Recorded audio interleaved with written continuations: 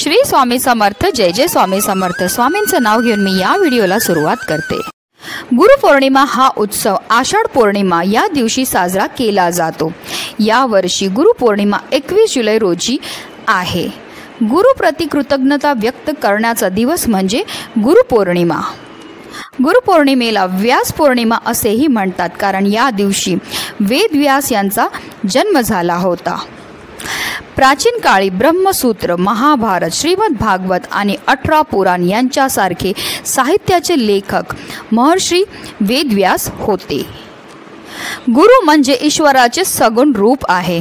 मायेच्या भवसागरातून शिष्याला आणि भक्ताला अलगदपणे बाहेर काढणारे, त्यांच्याकडून आवश्यक ती साधना करून घेणारे आणि कठीण समयी त्याला अत्यंत जवळीकीने आणि निरपेक्ष प्रेमाने आधार देऊन संकटमुक्त करणारे हे गुरुच असतात।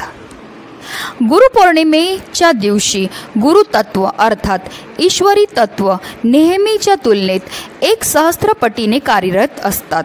त्यामुळे गुरुपौर्णिमेच्या निमित्ताने केलेल्या ज्या पण आपण सेवा असतात, उपाय असतात, यांचा इतर दिवसाच्या तुलनेत 1 सहस्त्रपटीने आपल्याला शुभ फळ हे प्राप्त होत असतं। धार्मिक मान्यतानुसार जर आपण या दिवशी व्रत ठेवलं, त्याचबरोबर सेवा केल्या, पूजा केलं, तर त्यामुळे आपल्या कुंडलीतला गुरु ग्रह जो आहे तो मजबूत होतो। त्याचबरोबर पितृदोषापासून आपल्याला मुक्तता मिळते। त्याचबरोबर आपल्या आयुष्यामध्ये येणारे जे अडथळे आहेत, संकट आहेत, समस्या आहेत, ते सुद्धा दूर होण्यामध्ये मदत मिळते। गुरुपौर्णिमा तिथी ही गुरुला समर्पित आहे, म्हणूनच या दिवशी गुरूंची पूजा ही केलीच पाहिजे। त्याचबरोबर गुरुपौर्णिमेला आषाढ पौर्णिमा असं सुद्धा म्हटलं जातं आणि पौर्णिमा तिथी ही माता लक्ष्मीला समर्पित आहे।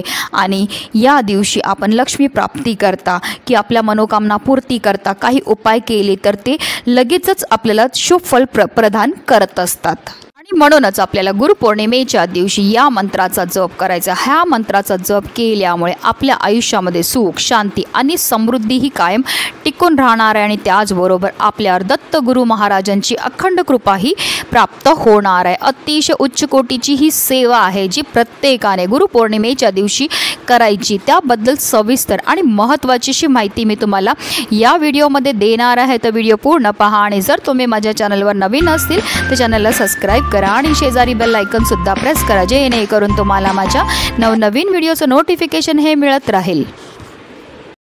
गुरुपौर्णिमेच्या दिवशी आपल्याला सकाळी ब्रह्ममुहूर्तावर उठायचं आहे आणि अंथरुणामध्येच बसून आपल्याला सर्वात प्रथम ज्या पण तुम्ही गुरूंना मानत असतील त्या गुरूंचं स्मरण हे करायचं आहे। आणि त्यानंतर आपल्याला आंघोळीला पाणी हे काढायचं आहे, आंघोळ करायची आहे आणि त्यानंतर आपल्याला स्वच्छ वस्त्र हे परिधान करायचे। जर तुम्हाला शक्य झालं तर पिवळे किंवा लाल रंगाचे कपडे हे परिधान करायचे। त्यानंतर सर्वप्रथम देवघरामध्ये दिवा हा प्रज्वलित करून घ्यायचा आहे, कारण कोणतीही सेवा किंवा कोणताही उपाय जो आहे तो आपल्याला अग्नीच्या साक्षीने करायचा आहे। त्यानंतर आपल्याला श्रीहरी विष्णू, माता लक्ष्मी, वेदव्यास, त्याचबरोबर तुमच्या ज्या पण गुरूंना तुम्ही मानत असतील, जसं आपण प्रत्येकजण जो आहे स्वामींना मानतो, त्यामुळे स्वामींची सुद्धा आपल्याला विधिवत पूजा ही करायची आहे। जर स्वामींची तुमच्याकडे मूर्ती असेल तर तुम्हाला त्या दिवशी अभिषेक हा करून घ्यायचा आहे। त्याचबरोबर जर तुमच्याकडे फोटो असेल तर फोटोला स्वच्छ तुम्हाला पुसून घ्यायचं, हळद, कुंकू, अक्षता, धूप, दीप, अगरबत्ती दाखवून घ्यायची आहे।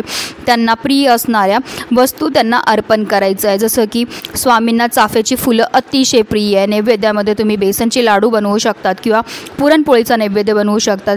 त्याचबरोबर घेवड्याच्या भाजीचा नैवेद्य दाखवायला अजिबात विसरू नका।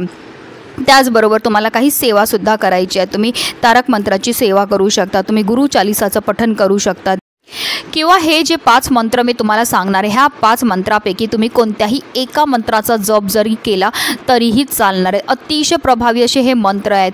ह्या मंत्राचं जर आपण गुरुपौर्णिमेच्या दिवशी पठण किंवा श्रवण केलं तर त्यामुळे जे आहे आपल्या आयुष्यामध्ये सुख, समृद्धी, ऐश्वर हे कायम टिकून राहतं। ही जी सेवा आहे ही तुम्ही दिवसभरामध्ये कधीही करू शकता, सकाळपासून संध्याकाळमध्ये कधीही करू शकतात। अगदी तुम्ही ही सेवा घरी बसल्यासुद्धा करू शकतात किंवा तुमच्याजवळ स्वामींचं केंद्र असेल, मठ असेल किंवा दत्तगुरू महाराजांचं मंदिर असेल तर तिथे जाऊन बसून सुद्धा ही सेवा तुम्ही करू शकतात, कारण गुरुपौर्णिमेच्या दिवशी गुरुतत्व 1 सहस्त्रपटीने कार्यरत असतात आणि त्यावेळेमध्ये केलेल्या प्रत्येक सेवेचं आपल्याला 100 पटीने पुण्यफळ हे प्राप्त होत असतं। तर ह्या सेवेकरता सर्वप्रथम आपल्याला देवघरामध्ये दिवा हा प्रज्वलित करून घ्यायचा आहे, कारण कोणतीही सेवा किंवा कोणताही उपाय जो आहे तो आपल्याला अग्नीच्या साक्षीने करायचा असतो। त्यानंतर आपल्याला आसन घेऊन देवघरामध्ये बसायचं आहे आणि सगळ्यात पहिला मंत्र जो तुम्हाला मी सांगणार आहे तो तुम्हाला 108 वेळा पठण करायचा आहे। गुरुर्ब्रह्मा गुरुर्विष्णू गुरुर्देवो महेश्वर गुरुर साक्षात परब्रह्म तस्मै श्री गुरुवे नमः। पुन्हा एकदा सांगते, गुरुर्ब्रह्मा गुरुर्विष्णू गुरुर्देवो महेश्वर गुरुर साक्षात परब्रह्म तस्मै श्री गुरुवे नमः। तुम्ही या मंत्राचा 108 वेळा जप करू शकतात किंवा अगदी छोटासा मंत्र तुम्हाला सांगते, ओम गुरुभ्यो नमः, ओम गुरुभ्यो नमः, ओम गुरुभ्यो नमः या मंत्राचा तुम्हाला 108 वेळा जप हा करायचा आहे। किंवा ओम परमत्वाय नारायण गुरुभ्यो नमः, ओम परमत्वाय नारायण गुरुभ्यो नमः या मंत्राचा तुम्हाला 108 वेळा जप हा करायचा आहे। किंवा ओम गोम गुरुभ्यो नमः, ओम गोम गुरुभ्यो नमः या मंत्राचा तुम्हाला 108 वेळा जप हा करायचा आहे।